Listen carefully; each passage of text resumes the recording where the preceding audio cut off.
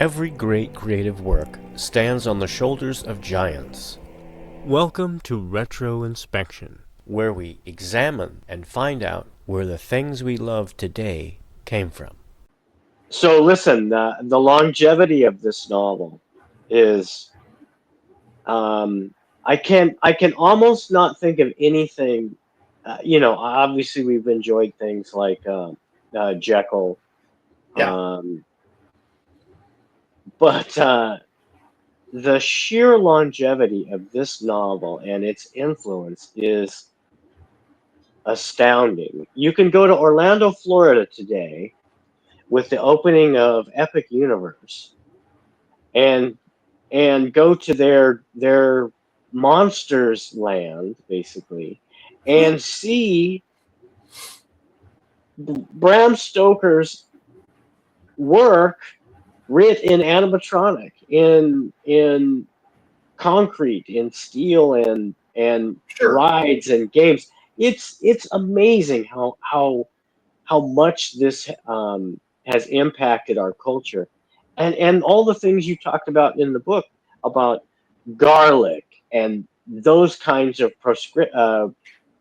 not proscriptions. Prescriptive. Yeah, those measures. You know, those came from him. Yeah. Now there is sort of a splintering in the transmission of vampirism. So in the novel, he's got to open a vein in his own chest and let Mina suckle from it to vampirize her. A lot of modern versions go a couple of different ways. One, either that there is an active agent of transmission just communicated to people, when the vampire starts sucking on you, Right. or simply if a vampire kills you in the course of drinking your blood, you then become a vampire. You don't actually see so much of this stuff, in modern vampire stories for some reason. There's been some resurgence. There's been some resurgence of that. Okay, so there's been we've kind of gotten into the idea of what he's inspired in terms of modern stuff. What about Nosferatu? That was quite controversial. Yeah. Basically, after Stoker dies, it's not like Florence goes and gets a job. It's his wife. Yeah, Florence. Stoker's wife. Stoker dies 1912. Her options are limited. Also, her eyesight fails in her old age and stuff too. But she's just not going to go out, and her only source of income is Dracula. The rest of his writings are not making very much. So the entirety of her life becomes copyright enforcement, until her death, which is she lasts 1937. So she lives past the universal adaptation, which was a whole thing. So as we've talked about before in this series, copyright is loosely enforced at best back in this era. And certainly once you get into like transatlantic stuff, we've talked about, we've talked about Robert Louis Stevenson, Mary Shelley, Charles Dickens, all these people, they're all getting once their stuff comes to America, they're getting ripped off. Arthur Conan Doyle gets ripped off in America because there are not at this time pacts. So there is an intra-European copyright pact. So it's a little easier amongst European signatories to enforce copyright over there, but there's not one certainly not between the United Kingdom and the United States. And that's why she was able to force the destruction of the Nosferatu film. Yes. Okay. Yeah. No. So that's where I was going with that. So yes, for example, there are copyright pacts between the United Kingdom and Germany. So when F.W. Murnau, uh, wants to adapt Dracula into a film, I mean, first off, he knows he's stealing it. He knows he's trying to evade the copyright, which is why they didn't call it Dracula, and which is why they changed the name of the vampires. Why he's Count Orlok in this.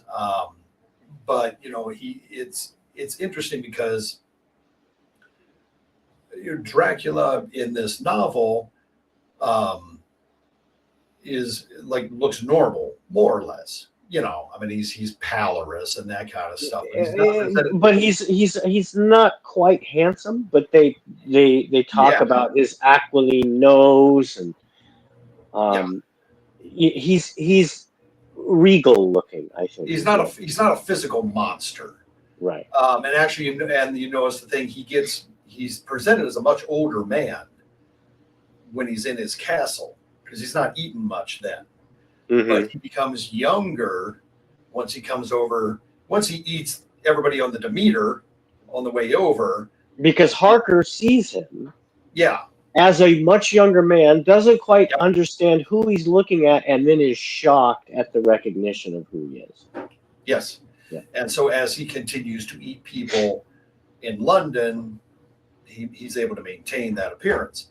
However, Count Orlok is a literal physical. He's a physical monster. He does not look human. He looks kind of like a humanoid rat with the claws and the teeth and that. So there were a lot of changes made, hoping, I guess, that maybe nobody would notice or that they would be more legally defensible come any kind of legal action out of the UK, which of course Florence does take. And she goes after them because she was also, not merely his heir or assigned any rights of survivorship. She was also, his literary executor, and she almost balanced the money she got in from this and from theatrical adaptations and stuff. Almost balances out the money she ends up paying the damn solicitors to enforce all this stuff in the first place. And that's the common theme throughout.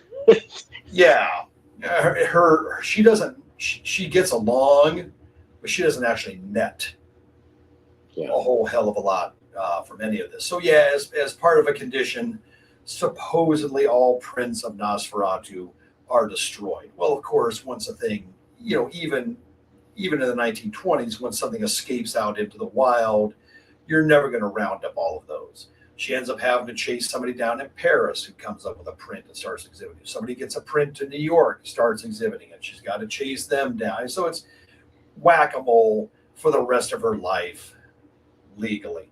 And actually, it turns out through like a quirk, Universal probably, if they were adjudicated today, Universal probably wouldn't have had to pay her.